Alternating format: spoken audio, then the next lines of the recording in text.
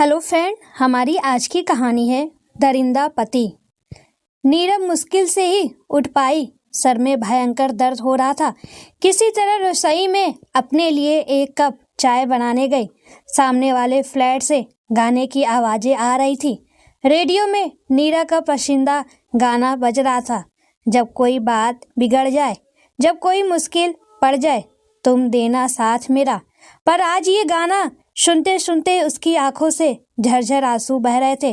क्या ऐसे ही साथी की उसने कल्पना की थी? सावली सलोनी सी नीरा की शादी को 1 साल होने को आया था। कॉलेज के समय में जहां उसकी सारी सहेलियां अमीर घराने के हैंडसम लड़के से शादी करने के सपने देखती थी, वही नीरा एक ऐसा जीवन साथी चाहती थी जो सीधा साधा सुलझा हुआ हो, उन दोनों को अच्छा तालमेल हो, वो दोनों एक दूसरे की इच्छाओं का सम्मान करे। बस इतने से ही ख्वाब थे नीरा के। जिंदगी की राह इतनी कठिन है, इसमें जैसा चाहो वैसा तो बहुत ही कम खुश नसीबों को मिलता है। नीरा के पापा जब वो 8 साल की थी तभी चल बसे थे। नीरा और उसकी बहन को उसकी माँ ने बहुत मुश्किल से पाल पोस कर बड़ा किया था। कॉलेज के बाद नीरा नौकरी करना चाहती थी, पर तभी उसकी चाची उसके लिए विजय का रिश्ता लेकर आ गई। विजय खानदानी रईस था। उसकी पहली पत्नी से उसका तलाक हो चुका था। सबको तो यही बताया गया था कि उसकी पत्नी का किसी और से चक्कर चल रहा था। विजय नीरा से उम्र में 15 साल बड़ा था। नीरा इस शादी के लिए बिल्कुल तैयार नहीं थी। नीरा ने अपनी माँ को लाख समझाने की कोशिश की कि ऐसे तलाकशुदा व्यक्ति से वो शादी नहीं करना चाहती। चाहे गरीबी में रह लूँगी, पर अपने से उम्र में इतने बड़े व्यक्ति से कैसे शादी करूँ? माँ, समझाने की कोशिश करो। उसकी माँ ने उसे अपनी मजबूरी का वास्ता देते हुए कहा, इतने अच्छे घर से रिश्ता आया है, मांग कर ले रहे हैं तुझे, असर माथे पर रखेंगे। कहीं और तेरी शादी करूँगी तो लंबी चौड़ी दहेज की रकम कहाँ से लाऊंगी? अभी मुझे तेरी बहन का भविष्य भी बनाना है। मैं अब इतनी बीमार रहने लगी हूँ, मेरी जिंदगी का क्या भरोसा? कल को तेरे साथ कोई ऊंच नीच हो गई तो मैं तो किसी को मुंह दिखाने लायक नहीं रह जाऊंगी। मैंने तुझे जन्म दिया है, तुझे ऐसे किसी के भी पल्ले नहीं बांधूंगी। तेरी चाची ने अच्छी तरह देखभाल कर ही हमें यह रिश्ता बताया है। नीरा मजबूरीवश इस शादी को तैयार हो गई। शादी की सभी तैयारियां विजय के परिवार ने पूरे जोर शोर से की। आसपास के लोग नीरा को भाग्यशाली मान रहे थे कि लड़के वाले एक जोड़े में ही लड़की को विदा कराकर ले गए। विजय ने नीरा की बहन की शादी करने की भी जिम्मेदारी अपने सर ले ली, जिससे नीरा को बहुत तसल्ली हुई। शादी की पहली रात को नीरा शर्माई संकुचाई सी पलंग के एक कोने में बैठी हुई विजय की राह ताकती रही। जब 2 बजे तक भी विजय नहीं आया तो बेचारी न जाने कब नींद की आगोश में चली गई। 4 बजे के करीब कुछ आवाज़ों ने उसकी नींद भंग कर दी। वह घबराकर उठ बैठी। सामने विजय लड़खड़ाता हुआ पूरी तरह नशे में धुत उसकी तरफ चला आ रहा था। नीरा डर के मारे पलक में ही गड़ी जा रही थी। विजय ने बैठकर नीरा से बात करने की जरूरत भी ना समझी और उसके ऊपर किसी वहशी दरिंदे की तरह टूट पड़ा। नीरा असहाय सी बनी छटपटाती रही। आज उसके सारे सपने तार तार हो गए थे। आपसी सहमति क्या होती है, उससे तो शायद विजय का दूर दूर तक कोई नाता नहीं था। अपनी भूख शांत करके वह एक तरफ लुढ़क गया। किसी भी लड़की के लिए शादी के बाद की पहली रात बहुत खास होती है, पर नीरा के लिए तो यह एक भयंकर सपने से कम नहीं थी। नीरा एक तरफ बैठी हुई रोती रही। सुबह नीरा ने जाकर अपनी सास के पैर छुए तो उन्होंने उसे बहुत ही भारी साड़ी और जेवर के 2-3 डिब्बे देते हुए कहा, जल्दी से जाकर तैयार हो जाओ, मुँह दिखाई की रस्म के लिए लोग आते ही होंगे। नीरा कुछ बोलने की स्थिति में नहीं थी। वह चुपचाप अपने कमरे में जाकर तैयार होने लगी। तैयार होकर जब नीरा बाहर आई तो किसी की आंख उसके ऊपर से हट ही नहीं रही थी। उसकी सास ने उसे एक तरफ बिठा दिया और उसका मुंह ढक दिया। शहर की जानी मानी हस्ती होने की वजह से उनके घर में ऐसा लग रहा था जैसे पूरा शहर ही उमड़ पड़ा हो। जो भी नीरा को देखता उसकी तारीफ किए बिना नहीं रहता। बहुत से लोग आपस में कानाफूसी कर रहे थे कि लंगूर के हाथों में हूर, सब पैसे का खेल है। जो इस उम्र में भी इसे इतनी खूबसूरत और संस्कार पत्नी मिल गई। जब भी कोई नीरा के पास जाकर उसकी तारीफों के पुलंदे बांधता, नीरा हल्का से मुस्कुरा देती। यह बात विजय को अंदर तक सुलझा रही थी। सबके जाने के बाद नीरा जब अपने कमरे में गई, विजय उससे बिल्कुल नहीं बोला।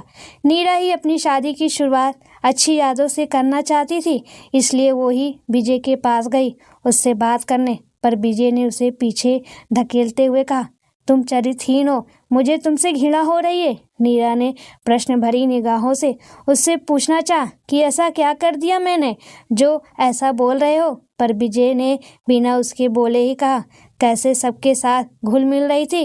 नीरा ने उसे समझाते हुए कहा, वो सब आपके जान पहचान वाले थे। अगर मैं सबको नज़रअंदाज करती तो सब मेरे बारे में क्या सोचते। उस दिन का दिन था और आज का दिन था। विजय ने एक पल नीरा को चैन की सांस नहीं लेने दी। बिना वजह शक करना, चरित होने का इल्ज़ाम लगाना और फिर अपना गुस्सा निकालने के लिए कसाई की तरह नीरा को मारना। वह न किसी से बात कर सकती थी, न कहीं जा सकती थी। अगर विजय के साथ भी कहीं जाती थी तो हर पल विजय की निगाहों नीरा को ही घूरती रहती थी। पिंजरे में कैद पक्षी की तरह हो गई थी नीरा की जिंदगी। आजकल विजय नीरा की छोटी बहन शीना को भी गंदी नज़रों से देख रहा था। बिना किसी कारण के शीना को अपने घर बुलाता और उससे अकेले में ले जाने की कोशिश करता था। पानी अब सर से ऊपर निकल चुका था। नीरा को विजय की पहली पत्नी के बारे में पता चला कि विजय ने उसका भी जीना मुश्किल कर दिया था और एक दिन उसे मार दिया। पर और सबसे उसके घर से चले जाने की बात कहकर उसे ही बदनाम कर दिया। कोई कुछ पूछता भी चाहता तो विजय और उसके परिवार के दबदबे के आगे कोई कुछ बोल ही नहीं पाता था। नीरा किसी मौके की तलाश में थी जब वो विजय की पूरी दुनिया के सामने पर्दाफाश कर सके। इसके लिए उसने विजय द्वारा किए गए उसके ऊपर अत्याचार अपने फ़ोन में रिकॉर्ड कर रखे थे, क्योंकि वह जानती थी सिर्फ उसके कहने भर से तो किसी की हिम्मत नहीं होगी विजय के खिलाफ कोई कदम उठाने की। नीरा ने बहुत सोच समझ कर ही ये फैसला लिया था कि आज जो स्त्री समाज के उत्थान समारोह में विजय को सम्मानित किया जाएगा, वहीं पर ही वह सबको बताएगी कि क्या इज्जत है विजय की नज़रों में एक स्त्री की। क्योंकि नीरा हर तरफ से हताश हो चुकी थी। उसकी सास ने कह दिया था, हमारे घर में विजय के आगे कोई कुछ नहीं बोल सकता, और अगर वो तुझे दुनिया वालों की गंदी निगाहों से बचा कर रखना चाहता है तो इसमें क्या परेशानी है। क्यों तू ऐसे काम करती है जिससे उसे बोलने का मौका मिलता है। नीरा के लिए सब बातें असहनीय हो गई थी। उधर उसकी माँ ने भी कह दिया था, तेरे कुछ भी गलत कदम उठाने से तेरी बहन की भी जिंदगी तबाह हो जाएगी। शादी के बाद एक लड़की के लिए ससुराल ही उसका घर है। हमारे से किसी मदद की कोई उम्मीद मत रखियो। नीरा का मन करता था अपनी माँ से चिल्ला चिल्ला कर कहे, पहले मुझे दलदल में धकेल दिया, अब बाहर भी निकालना चाहती नहीं, पर वो सब कुछ अंदर ही अंदर सोचकर रह जाती थी। आज महिला उत्थान केंद्र के समारोह में विजय नीरा को भी अपने साथ ले गया था। समारोह में जब अतिथि का नाम पुकारा गया तो पूरा हाल तालियों की गड़गड़ाहट से गूंज उठा। विजय को जब सम्मानित करने के लिए स्टेज पर बुलाया गया और बताया गया कैसे वो हर साल लाखों रुपए महिलाओं के उत्थान के लिए उनके केंद्र को देता है, तो विजय फूला नहीं समा रहा था। जब विजय से चंद लाइनें बोलने को कहा गया तो उसने बढ़ चढ़कर कहा कि स्त्री हर रूप में आदर की हकदार है, चाहे वो माँ हो, पत्नी हो, बहन हो या बेटी हो। अगर कोई भी उसके सम्मान को ठेस पहुँचाता है तो वह घृणा का पात्र है और उसके खिलाफ जरूरी कार्रवाई करनी चाहिए। तभी पीछे से रोने चिल्लाने की आवाज़ आने लगी। जब सबने उस तरफ देखा तो सबका मुंह खुला का खुला रह गया। नीरा ने अब तक जो भी रिकॉर्ड किया था सब वहां दिखाने के लिए चलवा दिया था। उसमें विजय नीरा को बुरी तरह मार रहा था और उसके ऊपर बेबुनियाद इल्ज़ाम लगा रहा था। तभी नीरा स्टेज पर आई और विजय के हाथ से माइक लेते हुए बोली, देख ली आप सब ने इस आदमी की सच्चाई। जो आदमी औरत को अपनी वासना पूर्ति का साधन मात्र मानता हो वो क्या किसी औरत की इज्जत करेगा? इतनी निर्दयता से तो कोई किसी जानवर को भी नहीं मारता होगा जिस निर्दयता से पिछले 1 साल से यह मेरे साथ पेश आ रहा है। मेरे हंसने, मेरे रोने, मेरे आने जाने ही नहीं, मेरे बोलने तक पर इस आदमी का अधिकार है। यह आदमी मेरी बहन को भी गंदी निगाह से देखता है। इसकी नज़र में किसी भी औरत की कोई इज्जत नहीं है। इसने अपनी पहली पत्नी को भी मार डाला और भी न जाने कितनी औरतों की इज्जत के साथ खेलता है। ये दरिंदा, ये इंसान कहने लायक ही नहीं है। यहाँ भी यह चंदे के बदले औरतों की चाहत रखता है। इस केंद्र के भी कुछ लोग इसके साथ मिले हुए हैं जो इसकी इच्छाओं का ध्यान रखते हैं। कहते कहते नीरा की आंखों से झरझर आंसू बह निकले। नीरा ने अपने को संभालते हुए कहा, मुझे नहीं पता आगे मेरे साथ क्या होगा, मुझे न्याय मिलेगा भी कि नहीं, पर मैं सबकी तरह चुपचाप सब सहन करके ऐसे आदमी को बढ़ावा नहीं देना चाहती थी, इसलिए आज हिम्मत जुटाकर ये सब कह पाई। अचानक से पूरा हाल तालियों की आवाज़ से गूंज गया। वहाँ जितने भी मीडिया के लोग थे सब अधिक जानकारी के लिए नीरा की तरफ दौड़ गए। विजय समेत महिला केंद्र के 2-3 अधिकारियों को पुलिस ने अपनी गिरफ्त में ले लिया। केंद्र के लोगों ने नीरा से उनके केंद्र का कार्यभार संभालने का निवेदन किया, साथ ही केंद्र की तरफ से उसके रहने का प्रबंध करने का आश्वासन दिया। नीरा आज अपने फैसले पर खुश थी।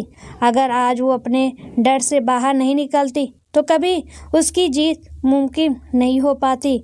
उसके इस एक फैसले ने बहुत सी लड़कियों की जिंदगी बर्बाद होने से बचा ली।